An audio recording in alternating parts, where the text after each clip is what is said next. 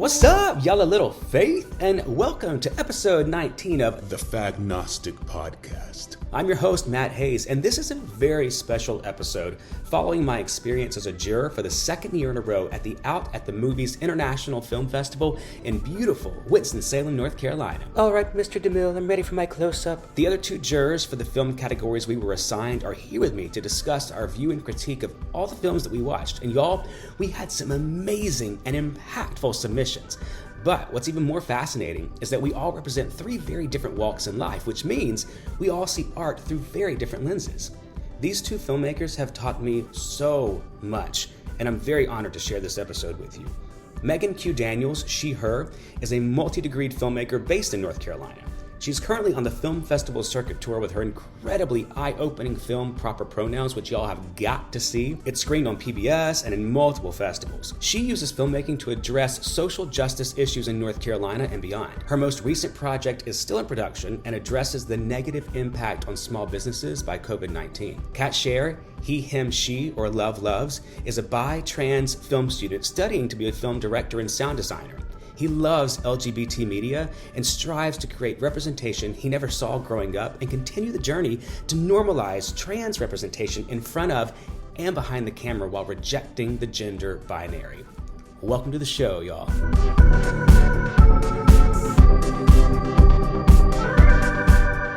All right, Meg and Kat, I'm glad to have y'all here today. We talked about doing this once we started deliberations on our film festival reviews, and I just was so captivated by the conversation we were having, talking about watching these documentaries and shorts, and just hearing your perspective on them, because I watch it from a white cisgendered gay male. I almost said straight man. Oh my gosh. I almost just into myself. God. Then I couldn't talk to you. I know, right? Like, what are you doing here? Why are you trying to appropriate the word fagnostic? That's weird. No, but anyway, I'm really happy to have you all here. All of us doing our schedules has been difficult, but we did it. We're on different coasts. And that just 3 hours doesn't seem like a big difference, but y'all trying to coordinate between West Coast and East Coast time zones with creatives who have crazy schedules anyway, not just crazy schedules, but also crazy sleep schedules like myself. Like, this is morning for me. I've got my breakfast and my coffee. This is also like close to noon. But that's, that's how I roll. So anyway, I'm really happy you all are here.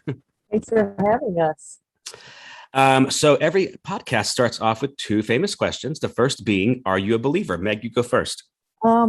Let's see. I am a believer in evolution. I'm a believer in science. I'm a believer in good red wine. And I also have faith, but I don't subscribe to any particular religion. In fact, I'm going through, I went through a phase kind of where I left Catholicism, and I'm leaning towards being an atheist. Congratulations. Yes. So I have decided that that is a good fit for me. No doubt. I am she, hers. Awesome. You beat me to the punch for my next question. So, Yep. She, hers. Awesome. So Kat, we'll let you do the two punch also. Are you a believer? And then identify your pronouns. I guess I'd fall into believer in like the traditional sense. I was raised in the Christian church. However, I am trans and gay, and I really like swearing. So recently, I'm at a severe crossroads with my faith, and it's a very crippling place to be. Yeah.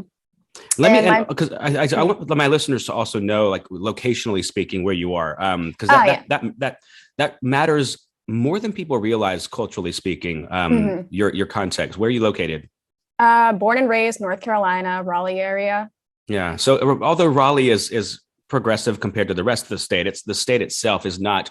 They're famous for the bathroom bills and a litany of other bigoted views just to pander to voters. And Meg, where are you located? I'm outside Chapel Hill, but awesome. I'm born and raised upstate New Yorker who is really excited for tonight's Red Sox game. Oh, God. Don't even get me started.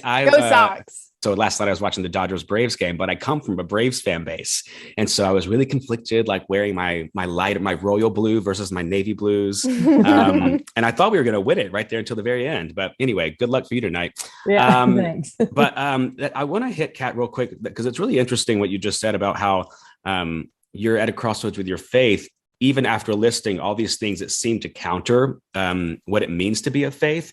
And I think that speaks to where you are as well. You know, like it's harder to separate from the spiritual foundation that is pretty cemented in most Southern states, that being of a Christian faith. So, I mean, you don't have to disclose your age, but you are younger than both of us. Yes. So, and you're in school as a filmmaker as well. Like, what is it like? I dealt with this 15 years ago. Is that right? Yeah, I dealt with this 15 years ago, but a lot's happened in 15 years, good and bad. So what is it like navigating faith and sexuality and gender identity where you are right now?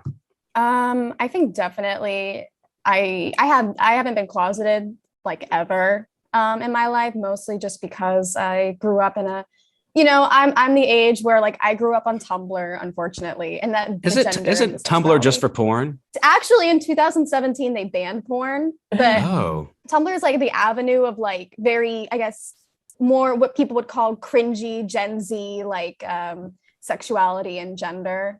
Really? Yeah, but it's kind of nice. It's kind of like, the more like conservative people go on Tumblr and they're like, all these people with blue hair identifying as non-binary, that's not real, even though like every other culture besides the Western culture has genders besides male and female. Correct. I'm doing an episode soon with a two-spirit native, and I know nothing about it, and I'm so excited because, like you just said, I mean, even though that is like the OG Western culture, we don't really honor that in most aspects of life. But they do have, I think, 5 genders total, and they each reference or they each honor the scale that we all live on instead of the binary. Because as you know, this binary is what's killing the world. When did you come out as trans? As trans, high school. I'd been questioning my gender since like 13. I had a lot of trans friends, and not in the like, my friends turned to be trans, but it was always just this like discomfort with my body and stuff. And I didn't have the words for it for a really long time. And like only recently, I really figured out what clicks for me. Like I identify as bigender, and my pronouns are he, him, and love loves, which is very special snowflake, but it's what makes me happy. And it's been very hard trying to like say my truth, essentially, of like, this is this weird thing and it's cringy or it's different, but like at the end of the day, it's what makes me happy beyond anything else. And so it's like, you just said words. I don't even know what the definition. I mean, I feel like I know most things about sexuality and gender, but I mean, even I'm like making notes right now about words to research. This is, so have you seen those commercials, Meg? Also, we're about to talk about your Catholicism, because this is, and also your film Proper Pronouns. So you just hold tight. I'm enjoying this. I'm learning. But there's those commercials. I think it's Progressive Insurance about how not to become your parents.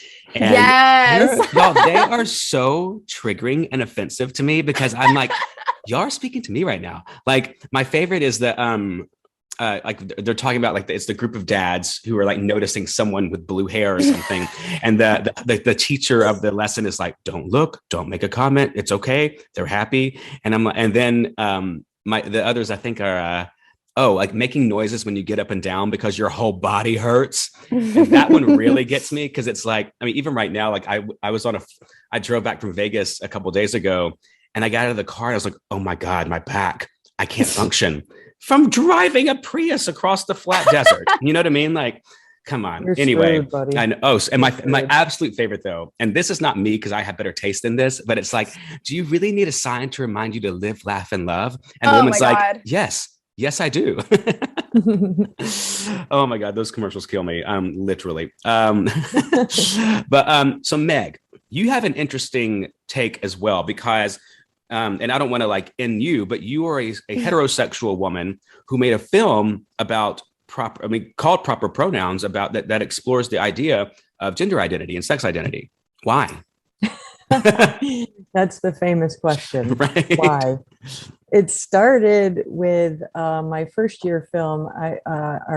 We had to do a short for graduate school. So we had to do a 10-minute Where'd you go? short. Wake Forest University. So I was going to do my short on a friend of mine whose daughter was transitioning rather than, you don't want to make, especially a white cisgender woman, you don't want to try to represent a community that you aren't a part of, right? Because a lot of films about trans folks are done by the LGBTQ community. So I was very hesitant to do this because, people would say, who the hell do you think you are having any right to make this film? But I just thought it was really important to share what it was like for a parent to go through this, because mom, Linda, was trying to mourn the death of her daughter, right, and respect that.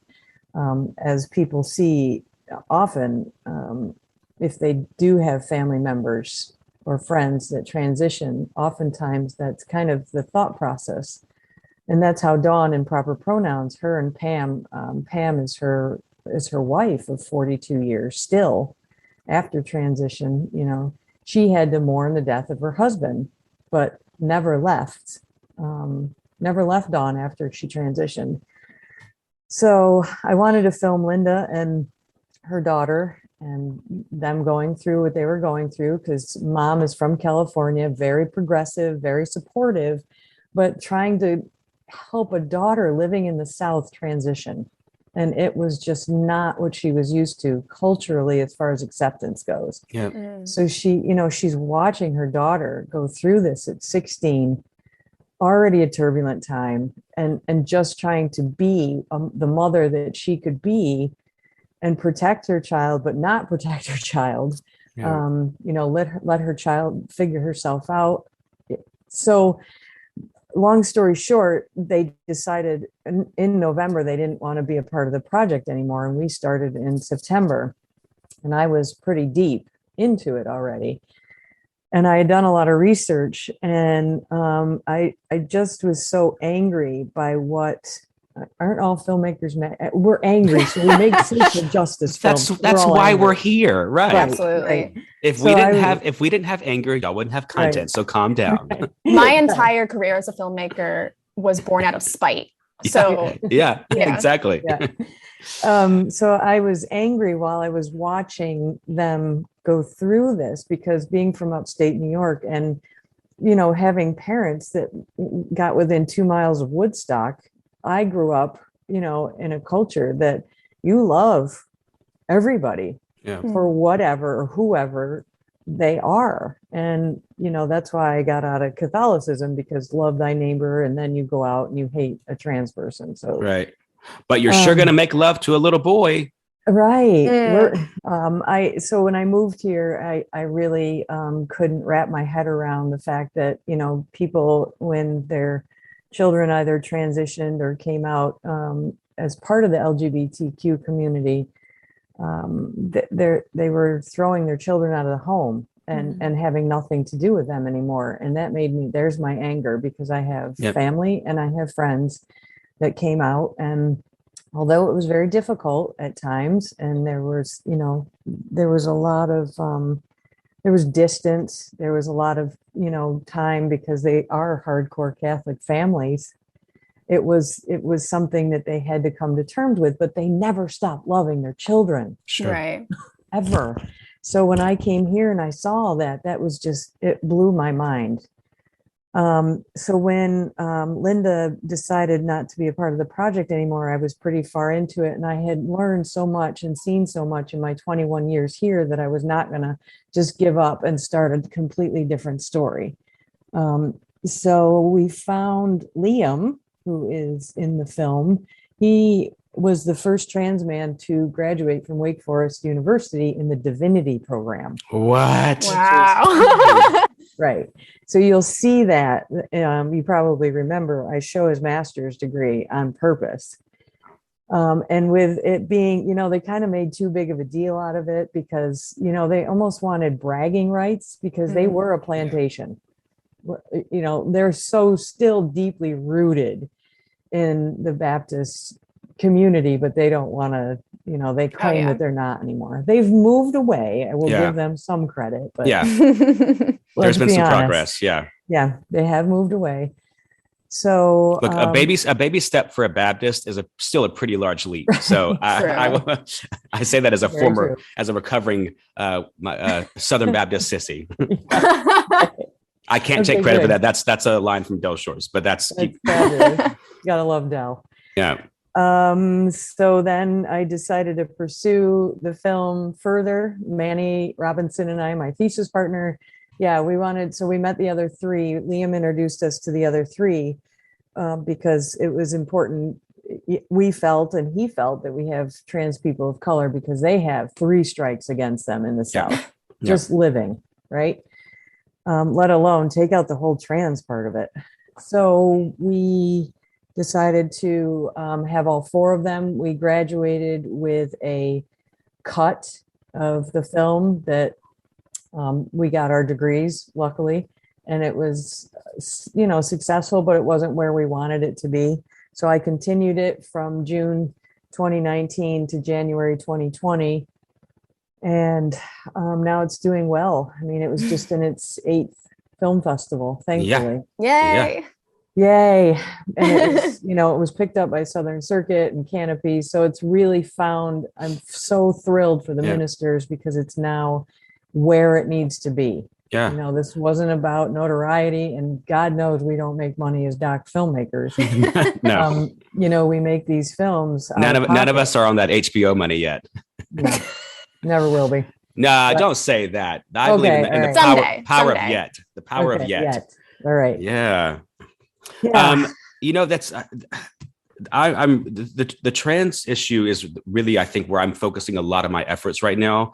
Because I've and not to say that there's not still work to do for plain old gay people or plain old lesbians, but the community of those of us who have been able to overcome our trauma and our pains and whatever's, it is our responsibility to keep pushing forward for our other siblings within the rainbow. And I remember I used to say, and even recently, I think, trauma still, it follows you for a pretty long time, even in small doses you don't really realize.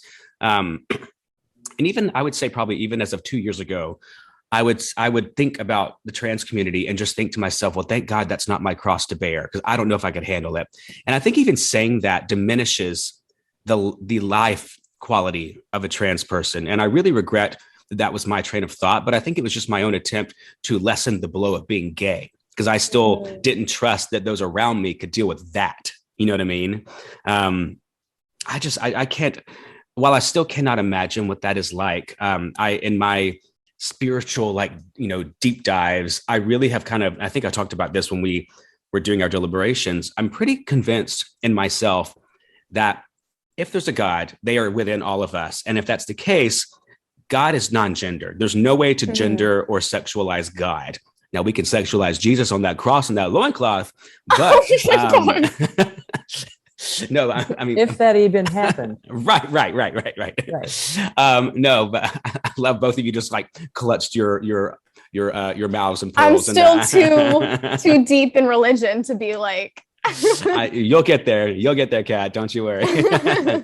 No, I'm kidding. But yeah, I don't even know where I was going with this. I just lost my train of thought. That God being genderless. Yes, and if that's the case, I have to believe, because our souls and our bodies are not. I mean, they are mutually exclusive. In my mind, are we not all non-binary to a point? If our souls are detached from our body, I will lose sleep over this, laying in bed thinking is my soul non-gender? Because I've always just thought I am man, I am he, but my soul, which carries on, there's no way that my soul is gendered. I can't believe, just because of what's hanging off my body. I don't know. Does that make sense? It does. I always felt it the opposite way, almost that, you have your body and you have your soul, but I feel like your soul is you. And your soul is just vibing in this body. And so I think that's really interesting that you say that you think your soul is non-binary in a sense. Well, and only because I feel like soul is the catalyst to the divine. Mm-hmm. And again, there's no way to gender the divine. So unless we're talking about the drag queen, God rest her soul. But yeah, so I don't know. That's I mean, conversations like that in my head are why this entire podcast exists. Just to like have a vehicle to throw out and hear other people's feedback on it. I just think that's a really interesting way of thinking about it. And I really appreciate you planting that seed in my head. Oh, good. I'm a seed planter, that's for sure, for better or for worse. But we were really fortunate to have some really great films to watch. Yes. And I think this is a good segue, speaking on trans issues, because, and I really hate that the jury, and I think actually the narrative jury selection. I know there was at least one non-binary person there. Yes, I think so too. I have my program with me, I think. Okay, somewhere. good. And we have Kat as well that can speak to this experience. I'm the token trans, is what I'm saying. Okay, and let me ask about that, because when I have guests on this show, I try to be really sensitive as to how I market them, and I never want someone to feel like they are the token subject, or they are. But in that, so much of your impact on the world has come from realizing your identity, and thank God having the confidence to embrace it and to speak on it. Does that affect you when you feel that you are the token trans person? Like what does that feel like? It's mortifying in a lot of ways. It's like a spotlight's being cast on me. I'm happy with who I am, and I consider myself a mildly confident person. Like I'm very obnoxious gay. So I kind of have to be okay with like being loud and being confident. But there's just something that's so like focus when you're like the only trans person, especially as someone who's gender nonconforming. Yeah. It's like it's like there's a microscope on me. It's like we have all these normal people, you know, and then there's me, and it's very othering. Yes. I mean, it's always okay when like, you know, we have you lovely cis people who are very kind and nice, but it's still just this pervasive, almost us versus them kind of thing, where it's like, I'm sure you can understand that it was like when you're in a group of straight people and you're the only gay person, there's like this just feeling of like, yeah, we're all buddies, but there's this thing that makes us different. Yeah. I never want someone to feel like I'm putting that label on them just for the sake of like exposure or my own ego or anything like that. So I hope that's not how I've ever come across to you, Kat. No, absolutely not. You can always call me out if it does. So let's get to the docs, because this is the film review episode. There were four documentary features, and by feature I mean full length. There's features and there's shorts. That's the generic breakdown in festivals. Sometimes you'll find like featurettes or mini features. There's other like subcategories sometimes, but here it's just not to praise the binary, but we only have two categories to work on. Feature and short, and they were Parkview, Workhorse Queen, Building Bridges, and Canela. And P.S. Burn. And P.S. Burn this. Oh my gosh, that's the winner of our film festival. I know. Oh my God, how embarrassing for me. No, I think I didn't have to take notes on that one because I was like, oh, this is yeah. Although Parkview really, really stood out, and that's the one I keep talking about. But yeah, P.S. Burn this letter. What's the title?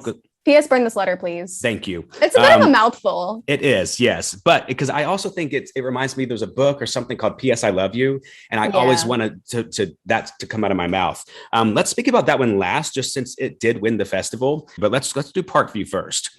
And Meg, you had a great conversation with them that I want you to talk about. I've only been corresponding through email, and they've agreed to do the podcast. We just haven't, there's even more people involved with that production on the other coast. So it's just been a shit show to schedule. But can we swear in this? Oh my God, yes. Have you listened to a podcast before? Yeah, no. Like I didn't know this was like an explicit No. if I can say the fuck word. Oh, please. Oh, yes. fabulous. Fuck. No. Even some of the Christian ministers I've had on will swear. Oh, and I'm love like, that. okay, if y'all can do it, I can do it. Yeah. I actually didn't say GD until COVID. That was in my like Southern Baptist trauma. I still was afraid to say goddamn. And during COVID, the world went to shit.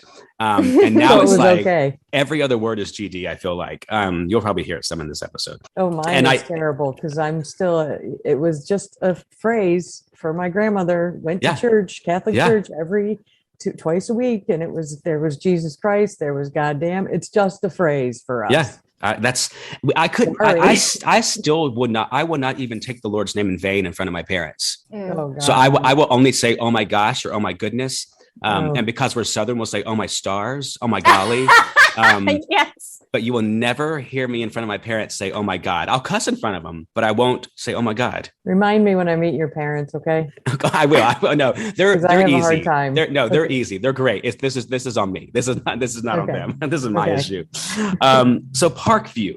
Let's talk about this. I loved it. I thought it was a story I'd never heard before, which was what made it infuriating, because this story speaks to privilege. It speaks to misogyny. It speaks to small town America, and it speaks to injustice. It hit everything for me in terms of being a LGBTQ film festival. Well, I think it's such an important story. And I was Yeah. really drawn to it from the synopsis because it was local. And that's Yeah. always exciting. You know, it's Yeah. just like, oh, I know that place. That place is near Yeah. here. It's a very, very upsetting story. It's a very raw and real. And I was going to say our mutual qualm with this movie yes, ended up being excused after we found out the reason for the qualm, and the qualm was the production quality.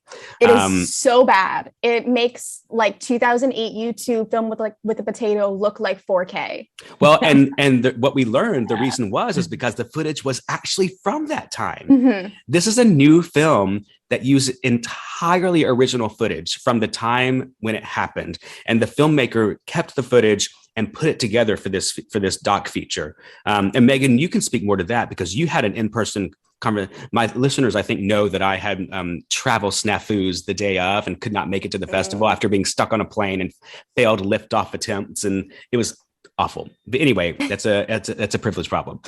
So what was his answer? Because he got this response a lot about the production quality being questionable. Yeah, that was something that, because he's not a filmmaker, right? And he readily admits it. He's a social worker, right? He's a social worker, and a straight white married social worker. Correct. Telling a story about a murdered lesbian. Correct. And it was really interesting because he and I had that conversation because I told him, just in case, I said, be ready for who do you think you are to step in as a white cis married man to make a story about Talana. It's going to come. It's going to happen. And you have to be ready because you're filming it not only as someone who was extremely bothered by this, but you're filming it from a social worker's viewpoint who doesn't have a ton of experience in the filmmaking industry. And I applauded him. I said, you're brave. I said, because although there's so many great, wonderful people that come together at these film festivals, it can be brutal when it comes to critique. Yeah. A lot of times it's productive critique.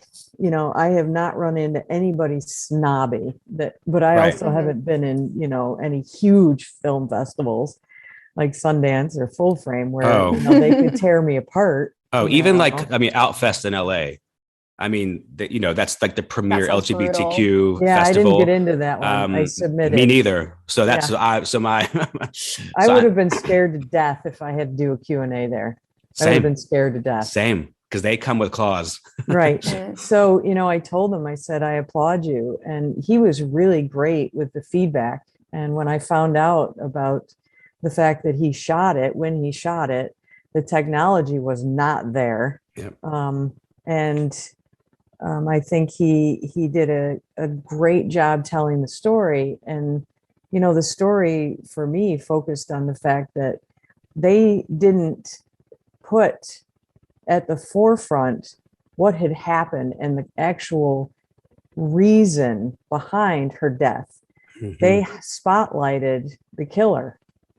That's what the news media did. Yep. Mm-hmm. And just so everyone knows, the killer was a Christian, a man of faith. I mean, allegedly, and found this lesbian's lifestyle so offensive that he had to murder her, and not just murder her, but brutally, literally rip her bowels out of her body. They showed sketches that were used in the courtroom of her intestines hanging out of her rear end because of his brutal attack on her. I can't get the images out of my head. And I don't know. I mean, it just shook me. This movie fucking shook me. And that's why it was so good. And yes. He, it's because that they, meaning the news media, law enforcement, they didn't address the actual reason why this happened. Yeah. Right. They just highlighted and, like I said, spotlighted the killer. Yep. And that's what I think Tab did a great job doing, is he brought that to the forefront. Yeah. Yep. By interviewing so many people. I told him, I said, I loved what you were going after. I think it falls short just because of, quality, but he also had a lot of talking heads. And I said, that's one thing that possibly it would have been more successful in the podcast world, in the podcast industry. And he took the feedback very well. But I told him that I, think the story is extremely important, and I applauded him. Yeah, it was, I don't know if it's streaming anywhere yet. I think all film festivals have digital options for tickets these days. Yeah. If you find this title, it's upsetting, but who doesn't watch like Dateline in 48 hours before bed every night?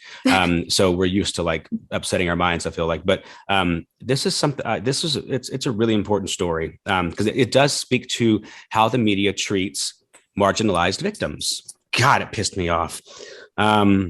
Let's move on to a happier film, Workhorse Queen. and not that this has its own trauma as well. Mrs. Kasha Davis is the star of this film.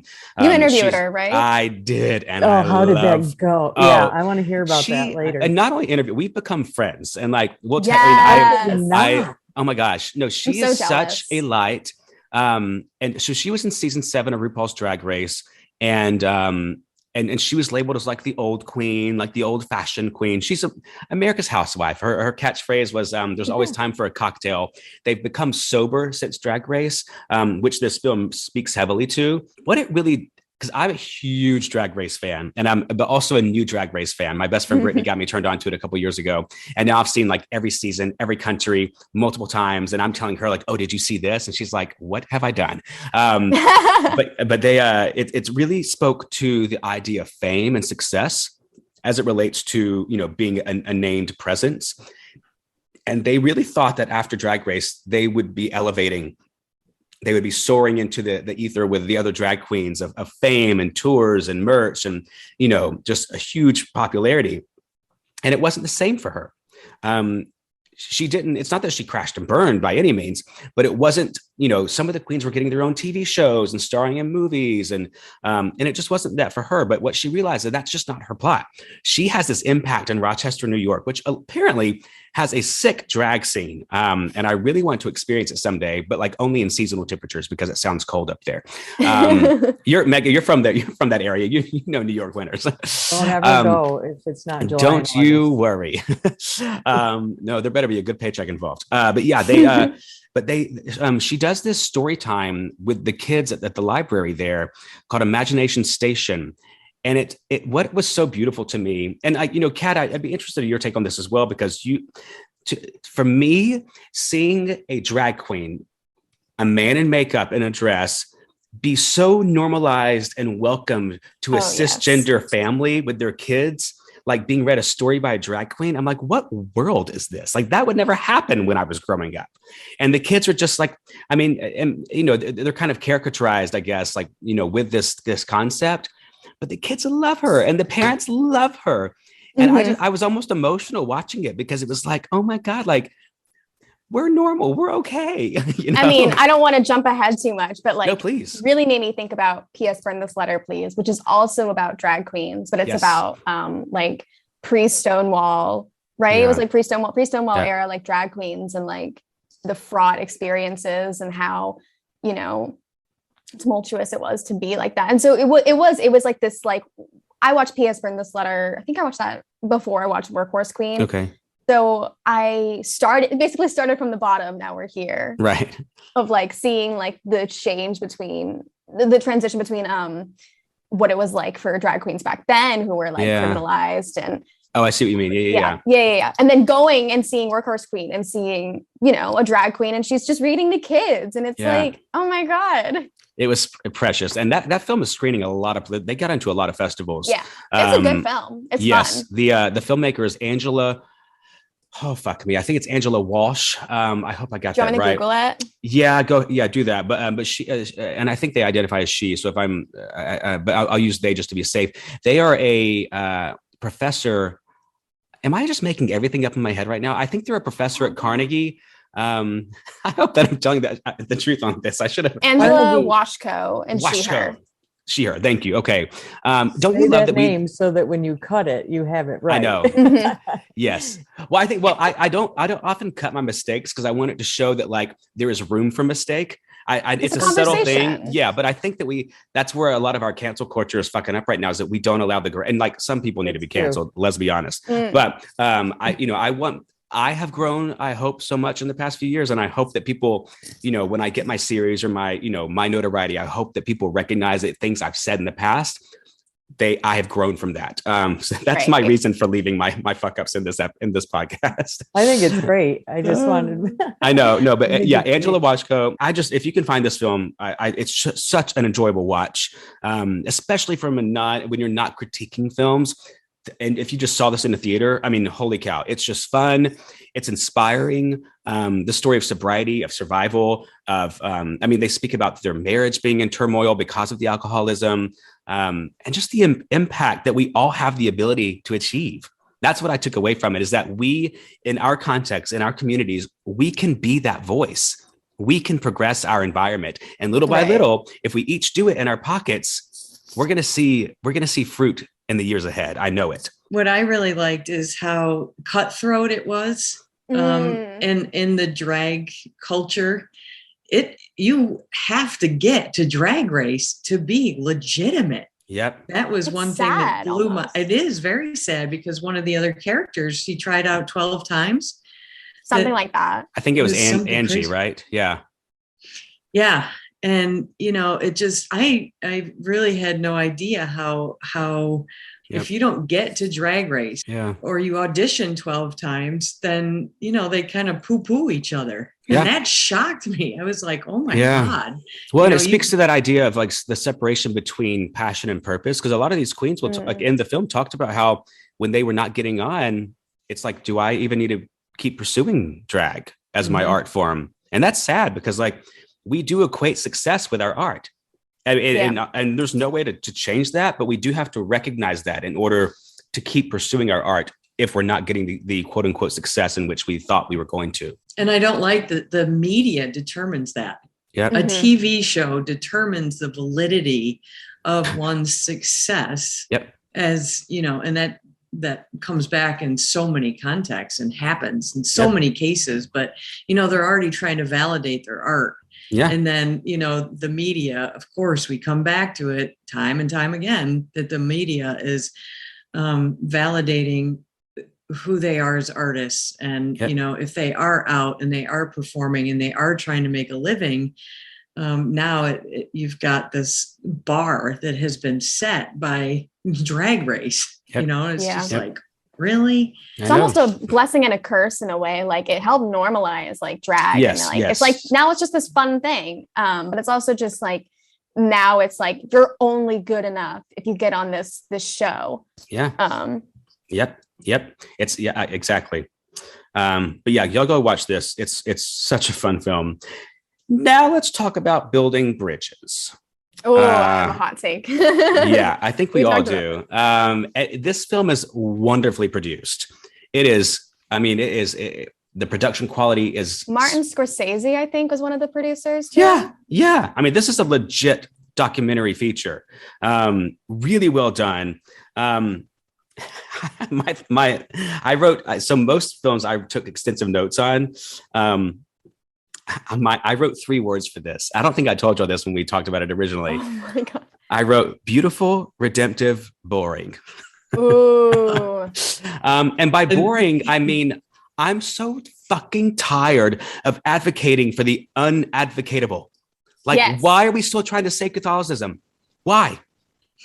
Somebody tell me. I think the biggest thing for me, though, that goes along with that is that this is a really, really like, it reminds me a lot of a narrative, and that there is a clear protagonist and there's a clear antagonist. And my God, they could not have gotten the most unlikable douchebaggy guy for the antagonist. Like he you just want to punch him every time his face shows up on screen. So it's very well done. Yeah, so there's a Catholic priest in this film, and he basically is just trying to save Catholicism by and he's a straight guy, but he's trying to educate and inform his congregations to welcome acceptance and welcome tolerance. And God bless him for that. Like, I mean, and when I say God bless him, it's just a colloquialism of like, I don't really like, it's not a prayer for like the divine to bless someone's efforts. I mean, whatever. But that's just something to say, God bless him. But he's really doing, here's another one, the Lord's work. And that's tough. I know. I mean, because even though he's the protagonist of this film, in his denomination, he's actually the antagonist. He is going up to bat against his entire faith by saying, we are commanded to love everyone, no matter what. But the antagonist of the film is a supposed former gay. If you watch the film, I don't know how former it is, but anyway, but it's, why are we cheering for someone who stays apart? And that's a question I ask a lot of my guests on this show too. Like, you're fighting against extreme Judaism. You're fighting against extreme Christianity, extreme Islam. Why stick around? Why not find another faith system that honors who you are? Oh, Kat, tell me. Here's your hot take. This is my whole thing. This is my whole, this is a thing I lie awake thinking about at night. My fear. So I was raised Christian family. However, my dad's side of the family is Jewish. And so I have a healthy, I'm really connected to my Jewish heritage and all that. But my thing is, I'm so scared that I'm looking for the thing that's going to make me feel better about myself. And by doing so, I'm just refusing the truth, I'm looking for what's going to make me happy, but the truth is the truth and it's going to hurt, but it's the right thing. And I'm just kind of I'm going away because I just want to feel better about myself. And it's I could go, I don't know, jump religions or something, but I would just feel oh my God, what if I'm fucking myself over? Because I'm looking for what appeases me and what makes me feel good about who I am. But that's the trauma of growing up in an extreme religion like Christianity.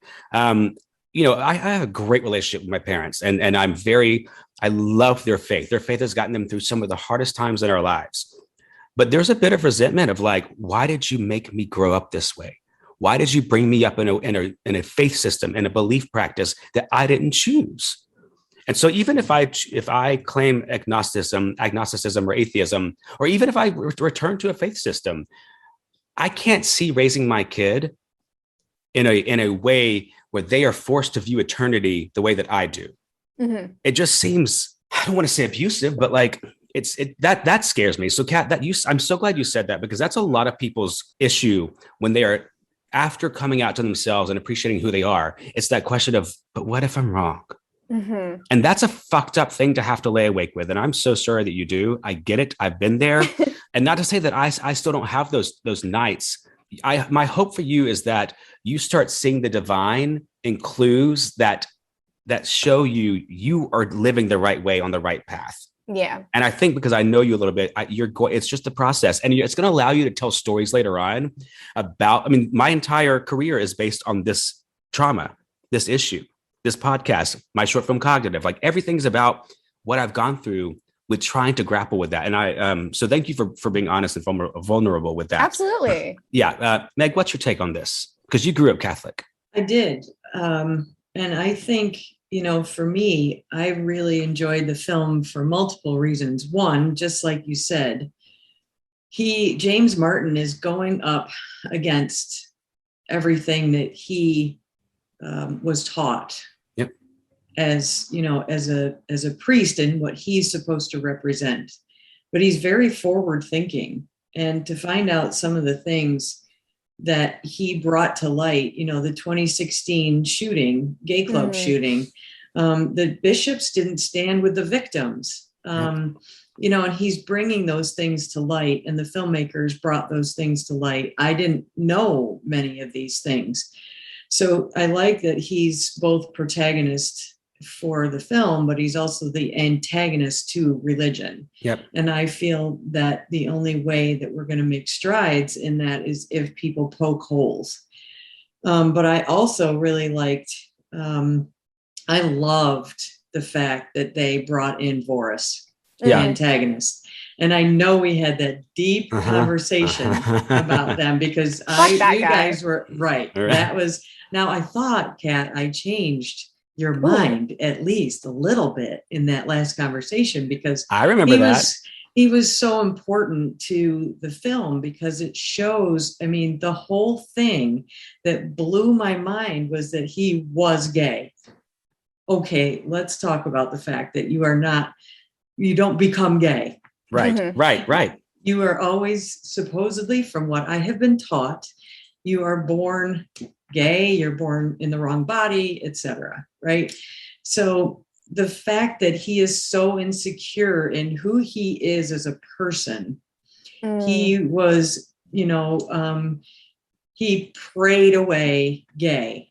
Well, he didn't pray away pruning those eyebrows, and not to say that straight men can't have pretty eyebrows, but I think if you're trying to pray that connotation about yourself away that hard, you might do some, some less primping and some worse shopping. I don't know.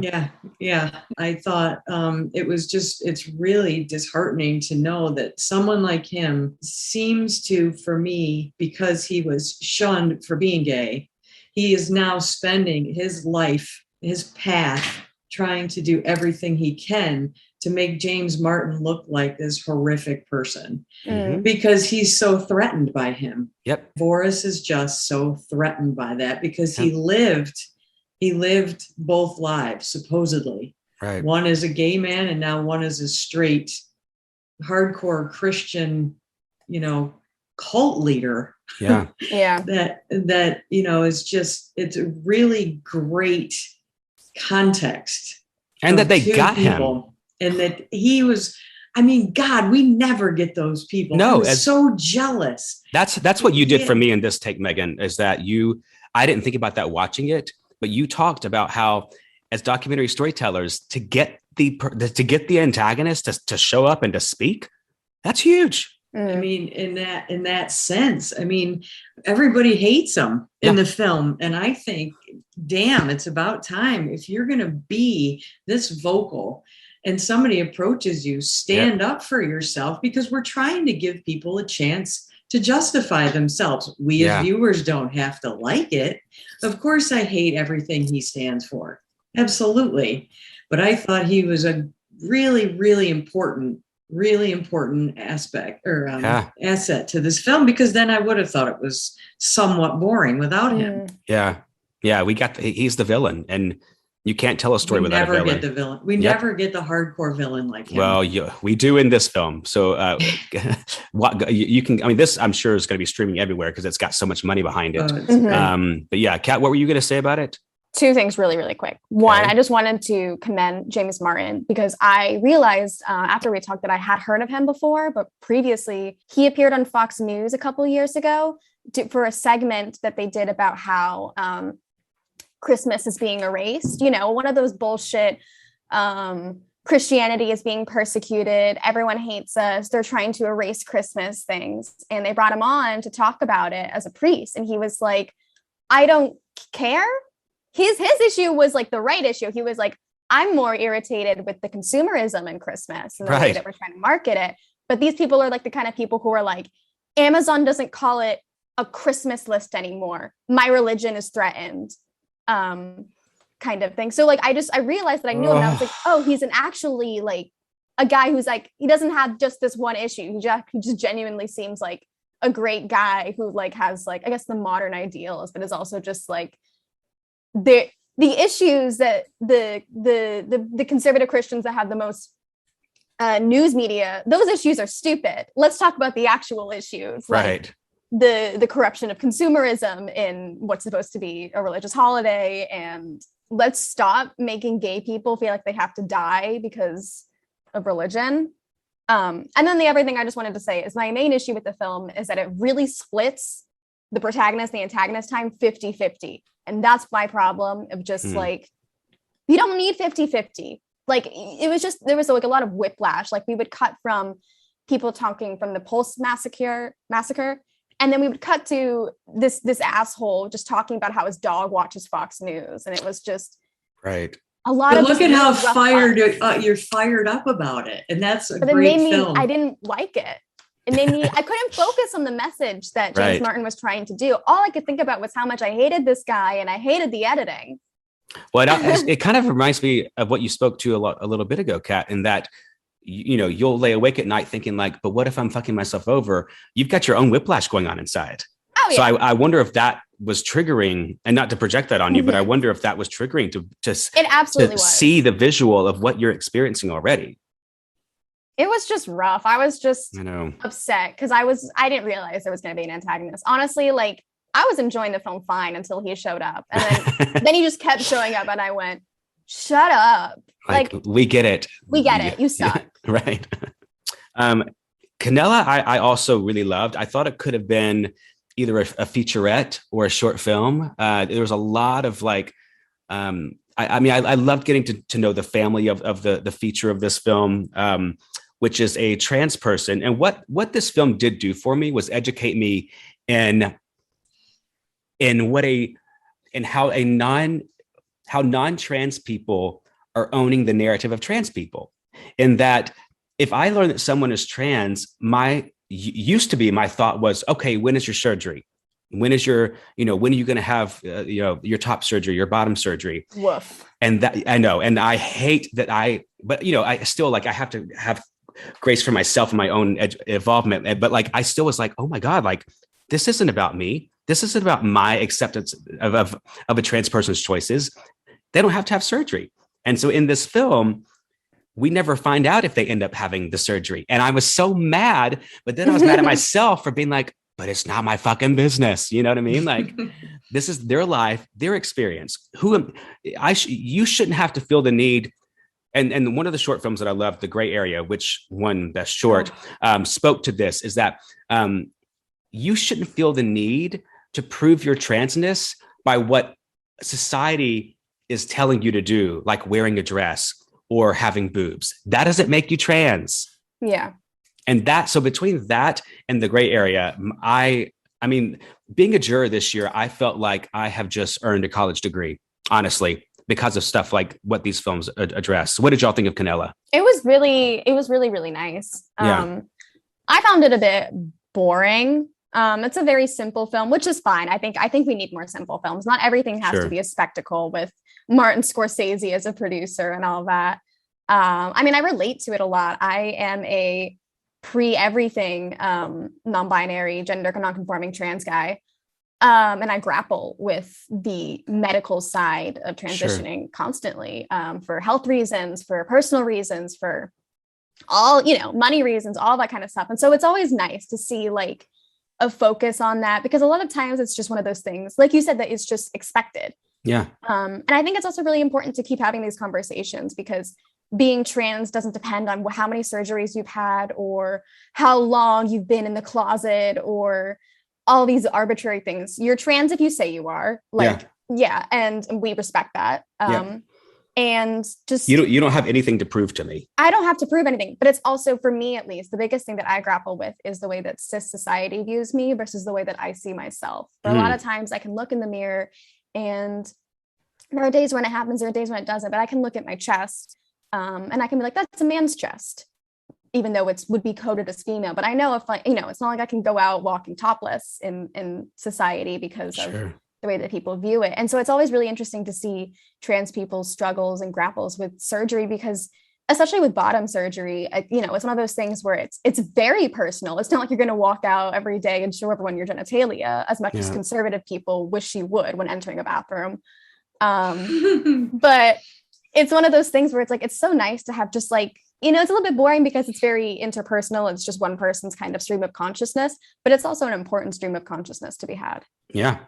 Meg, you had a great take on this as well that I had not thought about. A lot of documentaries rely on interviews, rely on getting that perspective, but this was entirely shot as a fly on the wall. Yeah. I mean, there were no interviews. I think there was one that seemed like as it was a doctor's appointment with the doctor that seemed, like, and not to say contrived in a bad way, but like documentaries, you have to contrive a story in order to do it typically. This was all just footage. It was fast. And I didn't think about that. And realizing that, it's like, oh my God, like that's an effort in and of itself. It's very difficult because you have to tell a story without a lot of backstory, because the backstory has to evolve throughout the film without somebody telling it. Yeah. And I really admire filmmakers that are able to do that. And although I agree it was a little long, I really think that the filmmakers did a great job allowing the story to come to fruition with all the other people in her life. And so it was something, she had her boys in there and they had a meal together and they talked about the surgery, and then we are in the doctor's office talking about the surgery. And that's very difficult because, like I said, to bring a story from start to finish without any on-camera interviews of somebody, the participant, maybe other people that are participating on the protagonist's behalf, a lot of times they have to tell the story and offer context, which of footage. And then we have obviously cutaways and we have B-roll and, we didn't have any of that. And I really appreciated the film for that purpose. And I really like that we don't know whether or not she had surgery. It's none of our business. It's none of our business. None of our business. And I just thought that was a fabulous ending. Yeah. And, it just, I'm glad I don't know. Yeah. I'm glad I don't know. I'm glad they kept that from me because the whole story was grappling with sense of self, definition of humanity, what, community, what society wants as far as titles go and body parts go. And so I, just having heard a lot of stories, especially because of proper pronouns, it's none of our business. Yeah. And unless they want to share that, you don't ask those questions. You have absolutely no right to ask those questions. Yep. And it's not to throw it back to Drag Race, but there was a contestant a couple of seasons ago, Gottmik, who really educated the audience with the similar concept of just because you transition doesn't mean that you're going to meet society's expectations for the gender to which you're transitioning. No, because it's not a legit gender. Right. You decided that you're another gender. Right. That's what society thinks. Yep. So you're not going to win either way. No. I know. Unless you pass. Yeah. Or your stealth. Or you're right. I mean, that's the thing is they can't win with identity. Yeah. They have to win with humanity. And that was one of the biggest things for me for making proper pronouns. Yeah. There was just with pronouns too. I meant to talk about this when we spoke about Workhorse Queen with Angela. When I was asking what her pronouns were, a straight friend of mine recently asked, like, "What's your take?" Because I know that I try to evolve as much as I can as a cisgendered male. But they were asking what my take was on identifying our pronouns, like in the closing of emails and that kind of thing. And when we talked about when you said that Angela does identify as she and her, and you found that on the website. My thought was like, oh my God, don't you love that we live in a place or live in a time where that's easily accessible? Like we can see how people identify. And I used to be a little bugged. Like I used to view it as like a, oh, okay, I get it. You're so woke to have your pronouns in your closing. But as I have evolved, and this is even over the past several months, as I have tried to grow, I recognize how important it is because your pronouns may not reflect how I view your pronoun to represent. Mm-hmm. So just because you say you're a woman, you may not wear dresses and have long hair. And so I actually do think that it's really important to have I have mine in my clothing, my clothing, it gets what I'm trying to talk about right now. No, in my closings, in my social media, because I do think I present clearly as a male. I want that to create the space where people feel the need to not assume. Does that make sense? Absolutely. That's 100%. Like, it's just normalization. Let's jump to P.S. I love you then. See, I did it. Oh my gosh. P.S. burn this letter, please. Let's jump to, because that one, it is a fucking beautiful movie. It's a documentary, but it incorporates voiceovers, scenes, the animation. It is so well done. I love learning about our history. And when I say queer people's history, I mean, like, I use the word queer to capture every letter of the rainbow, LGBTQIA+.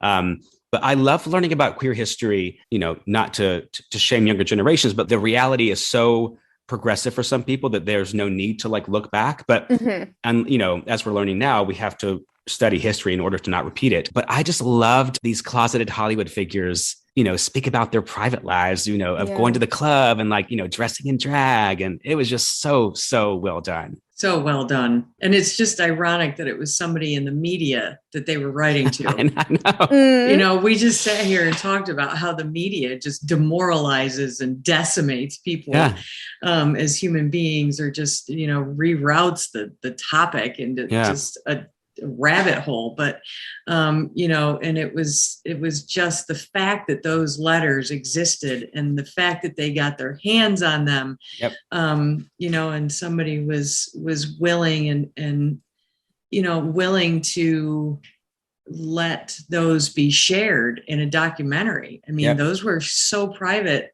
that they could have been kept from us. And man, the world is going to be a different place because of that film. Yes. Yeah. Yep. For sure. Yep. And I thought it was just so elegant. And like you said, the use of the animation and the fact that they dedicated fonts to each person so that we knew before they even signed the letter. Once you got into it, we knew who was writing the letter. And, that's just so creative. I laughed. I cried. It was the last line of the movie for me. That last line, because in docs, you always want that aha moment where like all the pieces like come to, you're like, oh, and it's that. And I'm not going to give it away, but the last line of this movie was like, I just got chills thinking about it. It was like, oh my God, it was just so magical. It was so good. Let's jump to shorts now and just do a lightning round on takes of the shorts. Let's do narratives first. Hangry is a really greatly produced short film by filmmaker Tennessee Martin, who I actually go to church with here in Los Angeles. Oh, no way. Yeah. And I didn't realize that until after, and I watched it again and saw the credits and was just doing and I was like, why do I know that name? Oh my God, I met you at church. And by church, That's crazy. Hollywood United Methodist, very liberal, very progressive. And they welcome my agnosticism. Hangry was so great. I just did not, unless you told me that the character was lesbian, I would not have known. And so I didn't understand why this was in a queer film festival, because there was no element of sexuality or gender. I mean, I think that sometimes they just accept like friends at the festival too. And that might've been it, but it definitely was, it threw me for a loop. I was like, where's the thing I was expecting? And a crazy cast. I mean, like both those actors, like, I mean, you and their names are escaping right now, but like they're in everything. Like they work. I don't know how she got those. I don't know how Tennessee identifies, but I don't know how Tennessee got those. I mean, unless they're just in their network, but like casting alone was just like through the roof. I was going to say that now that I think about it, that's kind of interesting because we talk about how we can't assume anything. So how do we know? Meg Q Daniels calling me out on my own podcast. Cool. Sorry. No, please. You can edit that out. I want this shit. That's the content I live for. But it just dawned on me, like, because I thought the same thing, and I'm like, well, shit, I didn't know whether or not she was lesbian, but is that my business? I know. God, what a hypocrite I am. This is fantastic. I'm not calling you a hypocrite. I'm calling myself I said the same thing. Like the storyline, but how is it LGBTQ? Yeah. Right there in my notes. See, even as we're talking, we're like, this conversation since it started at 2:00, it's like, okay, well, I got to throw that sentence out the fucking window because it shouldn't matter. It's it's about storyline, it's about content, and do we need that in your face in order for it to be? I didn't choose it. I didn't like it. I liked the storyline, but it wasn't my cup of tea. That's fine. Yeah, the acting for me wasn't there. Okay, well, let's jump to The Good Son. Was really well done. you know, I thought the writing was a little questionable in terms of it being, I like dirty writing, messy writing, and this was very clean writing. And by clean writing, I mean, like, there's not a lot of overlap. It's like very like, you know, question, answer, statement. But my biggest problem with this, and I, even after talking to Rex, I still feel this way, even though the actor was an adult, they were playing a minor, and this minor was very sexualized. And I had a very hard time with that. To the point where I could not even focus on the film because of how although the actor is over 18, the character is not. Isn't. And I really just felt like I was being forced to be a creeper by seeing this, you know, beautiful body and then sexualizing, which is on me, but it's also on the filmmaker.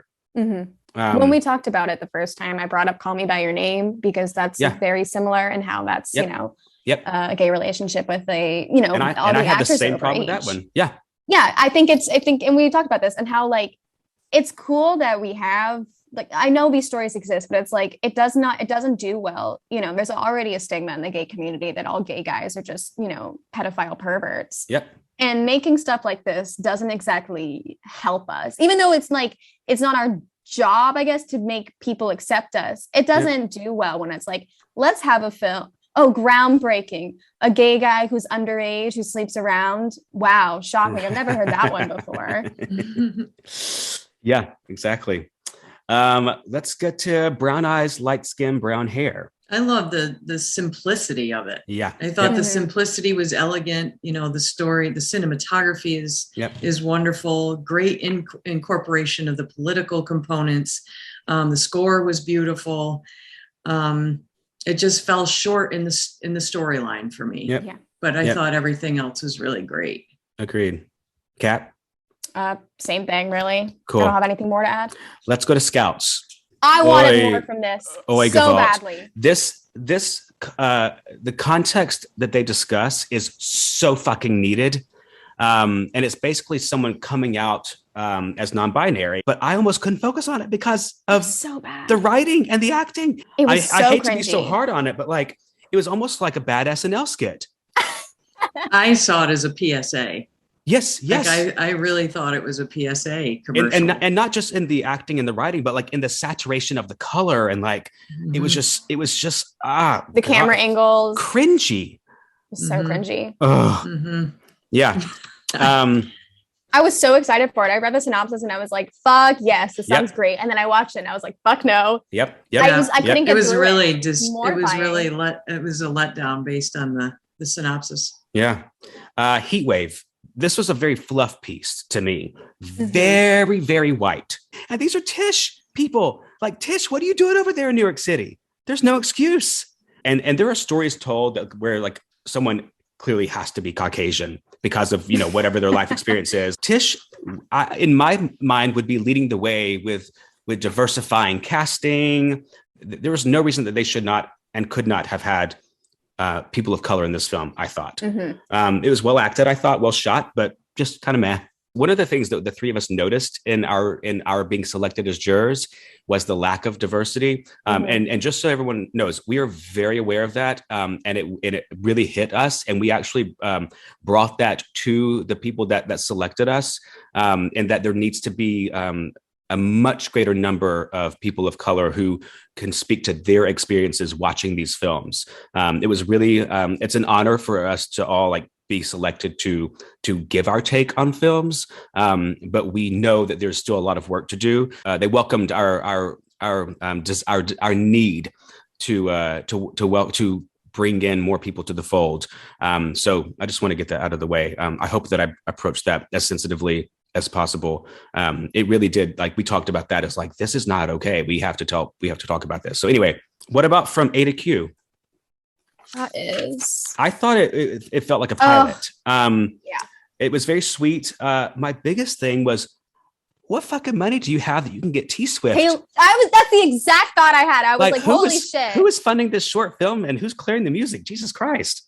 I mean, as someone who loves Taylor Swift with all of my heart, I loved it. But I was like, this it just, a lot of the other films that we've seen are kind of, for lack of a better word, scrappy in a way, even the ones that have a bigger budget, but it feels a little bit more like, especially with the shorts, where it's like, it feels a lot more like it's just a group of filmmakers with a story to tell and not like $1 million. But then you got Taylor Swift, and it also just, again, it felt like a pilot. It felt like a pilot in that the acting was a little stilted and a little bit like.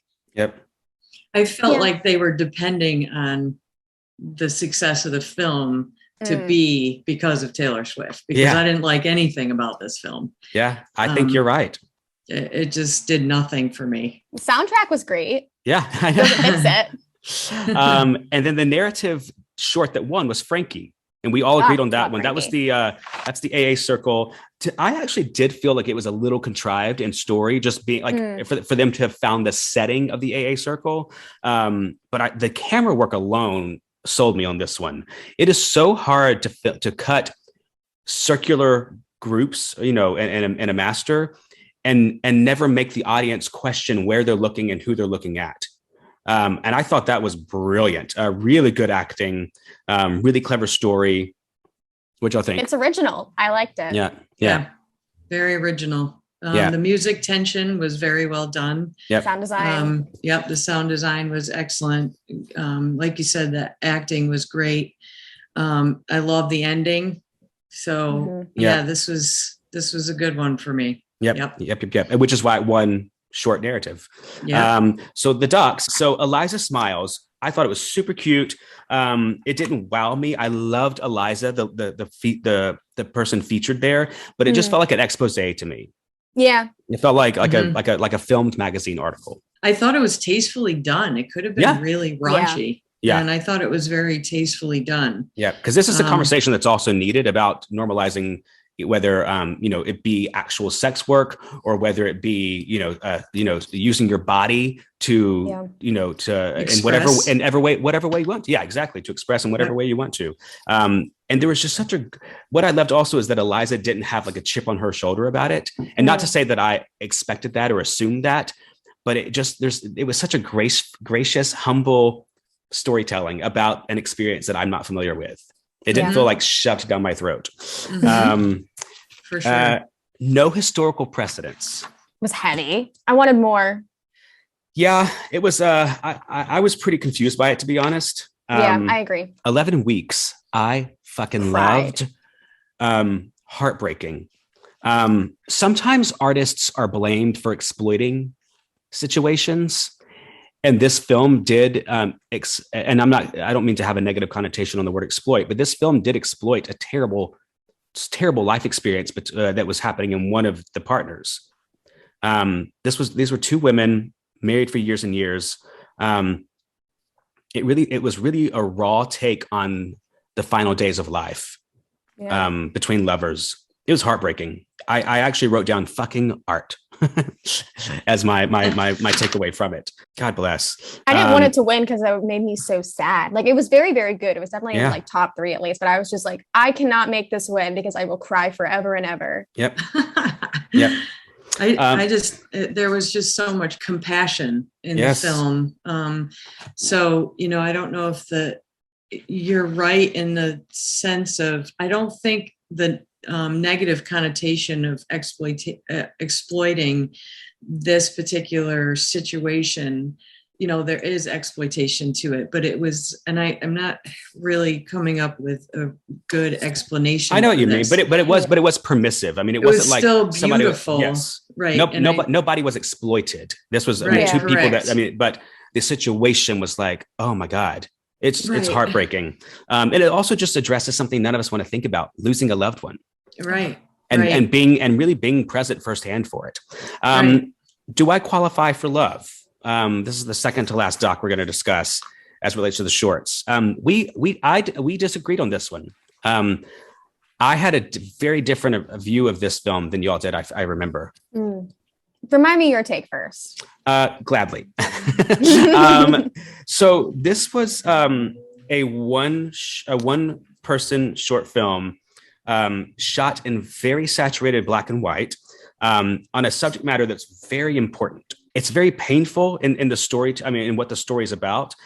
It was advertised as only costing $28 to produce, which I thought was $27 more than I expected. I love this person. I love them telling their story.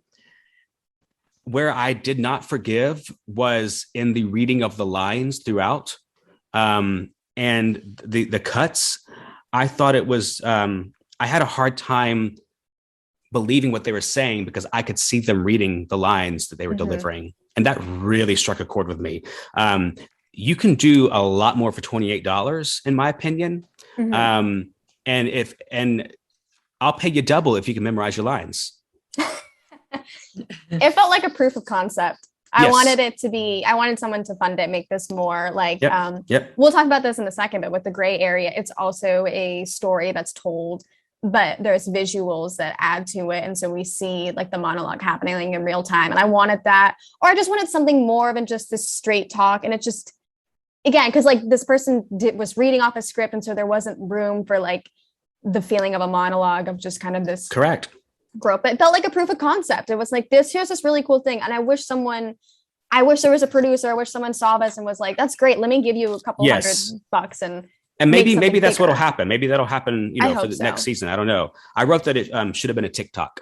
And this is coming from someone that's not even on TikTok and loathes when my friends send me, because I'm a millennial. No, I'm on the millennial socials, Facebook and Instagram, and sometimes Twitter. That's it.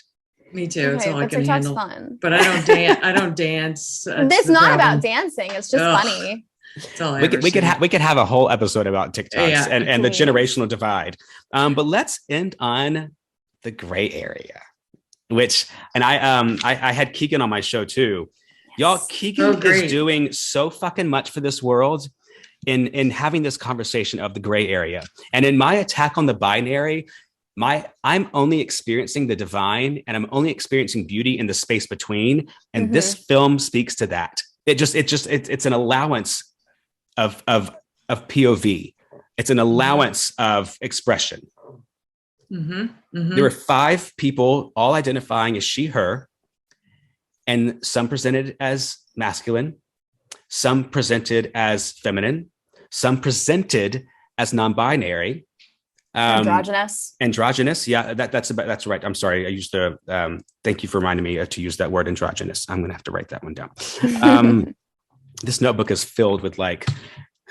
I love that though. I love that you're trying to learn. Like that's God, I am. That's Jesus. That's so important. Oh yeah, Gewalt. But yeah, I after watching the gray area, it's what 35 minutes, I think. It's a pretty long. Yeah, but those 5, and then Susan, who I call the matriarch of the group, we follow each other on Facebook and Instagram now. She's my new BFF. She had a line, and this really like resonated with me as someone who wants to leave a legacy. She talked about how when she was, in the midst of Stonewall, when she was in the midst of gay liberation, she was doing what she thought was the work, and she thought that she was going to leave the later generations with an easier way of life. And she kept saying, I just thought it was going to be better for you. And I was just crying to see the pressure she put on herself as an older gay person of being regretful with feeling like they had not done enough. And I was like, I just want, and I even on the episode with Keegan, I was like, I just want to hug you, Susan. I want you to hug me back. It was great that they went, that they had the age differences in there, because that really needed to be represented, the antiquated thought process and how, the pressure that she put on herself trying to make their lives better. And in some ways they are, pre-Stonewall was a little rougher than what's going on now. And Stonewall and after Stonewall. And I'm not downplaying how difficult it is still now. But, she did make huge strides, and she was part of a very important movement. And it, it saddened me that she thought that she didn't do enough. Yeah. I know. And all of them validated her work and how she did. Yeah. And I thought that was great. I love the religious aspect of it as well. Me being the atheist, I loved how they addressed that. very sensitively, but also very thoroughly, and without remorse.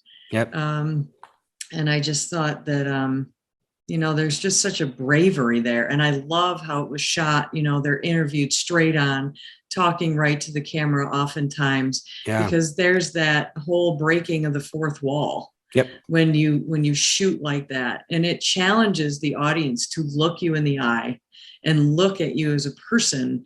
When there are those moments of okay, look, here I am, here's what I stand for, and you're going to take me as is, or you're not. And I don't give a fuck how, what you decide, because you do you, and I'm going to do me.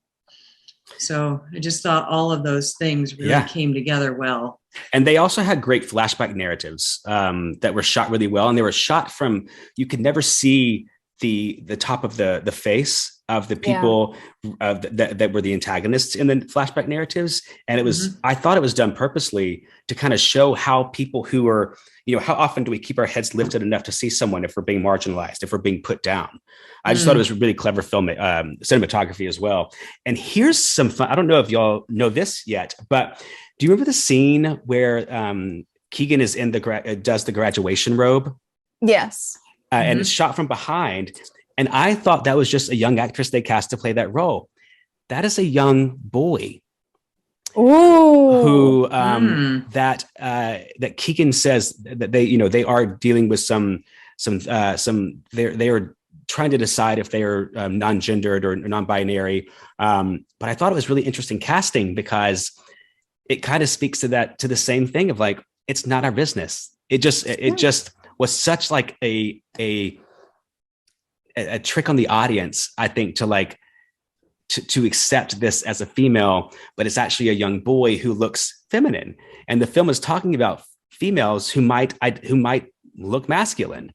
And so just that allowance of the gray space. And it was just another reminder of like, it's none of your business, son. I think it's just such an important conversation. Like, yes. I hate to keep beating a dead horse, but I'm trans, if that hasn't been mentioned yet. Right. And, like, so one of the biggest things that like is hard is gender nonconformity, especially with being trans. You go out and you see all these celebrities, especially white celebrities, but they'll like put on a dress, like guys will put on a dress, and they are applauded, and they're like, you ended transphobia, you ended the gender binary. So true. I love Harry Styles. I think it's great that he wears dresses. However, and then with anyone else though, especially if you're trans or in any way, you try to break the gender nonconform, a little bit, you are so heavily penalized and criticized. Like, trans guys are expected to be only masculine and to only present masculinely. And if you try to deviate from that at all, it's seen as like a shame on your trans, especially with trans women, especially like trans butch lesbians. They are so persecuted for that, because it's like, and so I think it's such an important conversation, even though it was a bunch of cis people, because a lot of it is normalization. And they talk about how like it's an issue that doesn't only affect trans people. Like a lot of cis women especially are criticized and quote unquote clocked as being trans, when they actually are just cis women who just happen to look non-conventionally feminine, whether that be by gender presentation and style, or just that's just how they look. And so it goes back with like how this is a guy apparently, but he looks really feminine, but we just accepted it because it's none of our business. Just let people pee, I swear. Yeah. Did you say let people be? Or people pee. Let people go piss. Oh, doesn't matter. That's even better. Just let people pee. Let people pee. I promise you. Kat, if you put that on a t-shirt, I'll buy it. Yeah, for sure. I'm not kidding. Me too. I feel like that's a bumper sticker. Like, that's like the HB2 thing. Is like, right. Just let me go pee. I promise you. Like, it does not matter. It's also the same thing with like when people are like, my child is trans, they're dead. I'm not dead. I just have a mustache now. Like, that's about it. Yeah. What are your closings? What do you want to say to either young filmmakers, to the filmmakers that we critiqued? What's important for you to send off with right now, Meg? One of the things they asked me this question about, what piece of advice do you give to other filmmakers? And it's one piece of advice that I was given. You never turn off the camera. Oh, yeah, that's true. You never, and that's one of the things that I did several times. I had to, speaking of peeing, when I was filming the Thanksgiving scene in Proper Pronouns, I put the camera down because I had to pee so bad. And but I left the audio on because Dawn was still mic'd up. And although the audio, so I've gotten great sound bites because I didn't turn off the camera. Now, if somebody asks me to turn off the camera and I feel this is very important, you turn off that camera. Right. And it may be you still run the audio, but you have to have their permission to do that, but you turn off that camera if you're asked. That's just me, because ethically I can't do that. You don't earn the trust of someone and then disrespect their wishes. Yeah. But I kept the camera on, and one of the scenes there's actually 2 clips from the Thanksgiving scene, and I just literally put the camera on the table and went pee. And then there's another scene in Proper Pronouns where I had tripped getting off of the subway in Philly, and I had handed the camera to one of the sound guys that had come with me, and I had to tie my shoe, and I said, can you hold this for me? And I had set it down to give it to him because he had so much shit in his hands that he couldn't just take it from me. He had to put shit down too. So one of those clips. So, I could give all this philosophical shit and, unfortunately I don't have time, but one of the best pieces of advice is, unless somebody asks you to turn off that camera, you don't turn off that camera, and you start that camera before they realize that you have turned on the camera. Now, granted, they're going to see the red light, but not everybody does. Right. They won't notice it for a few seconds. Correct. True. Yeah. That's hilarious. I'll never turn the camera off. Kat, what's your send off? Keep making LGBT films. Keep making films that are about people that don't get a voice. Keep casting people. Keep hiring people. Like, as someone who's of the younger generation, a lot of these stories are just stuff that's just not told to us, whether that be maliciously or just because it's been lost to time, as it were. But just keep making stuff. We want to see it. I want to see it. There is going to be some gay kid out there who sees your film or show or whatever and finally feels like it's okay to be themselves. And that's, isn't that at the end of the day, isn't that all we want? Yep. And it's even, people sometimes question, I think, like, that's the smaller community. Like, the majority is not, of that mindset. But I'm like, if we can save one fucking kid from suicide or one fucking kid from shame and trauma, we got to do it. Yeah. Yep. And keep being weird. Be whatever weird sparkle gender you are if it makes you happy, and tell everyone else to fuck off. And just let people pee. Just let people pee. That's my favorite thing I've ever heard in my entire life. I feel like that's going to be my bio. Credited. Yes, absolutely. You'll get a shout out for sure. Thank you all so much for doing this with me. It's just been a blast. I adore your voices so much. And I look forward to critiquing some more films in the future. Absolutely. Thank you so much for letting us come here and speak. My pleasure. All right. We'll see y'all later. All right. Thank you. All right, Meg. Guys. Bye. Bye. Good to see Best you. To you. All right. See ya. If you or someone you know is struggling with mental health or suicidal thoughts, there are resources and trained professionals available 24/7. It's okay to not be okay. Please call 800-273-TALK, 800-273-8255, or by going to suicidepreventionlifeline.org. For youth and young adults under 25, the Trevor Project is available 24/7 at 866-488-7386 and at thetrevorproject.org.